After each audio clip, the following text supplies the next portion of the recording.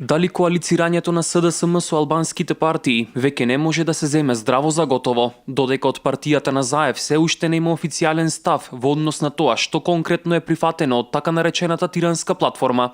Неговите коалициони партнери стануваат се поотворени во однос на платформата. Од БЕСА вчера пристигна предупредување до лидерот на СДСМ дека нема намера да влегува во каква било влада која нема да го направи албанскиот втор службен јазик во Република Македонија.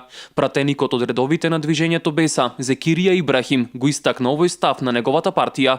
Со ова станува неизвестно дали БЕСА ќе поддржи владата на СДСМ доколку дојде воопшто до точка на нејзино гласање.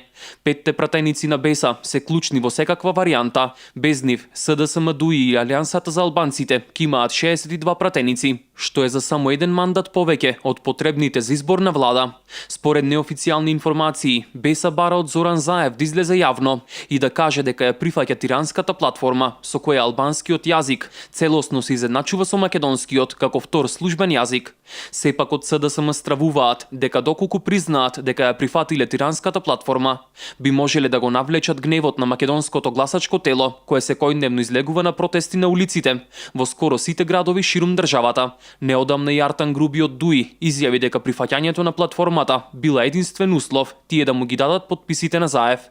Покрај за учеството во владата, БЕСА не се согласува и со предлогот Талат Џафери да биде претседател на собранието, зашто СДСМ и ДУИ веќе постигнаа договор. Друга причина поради која БЕСА го условува учеството во владата се локалните избори.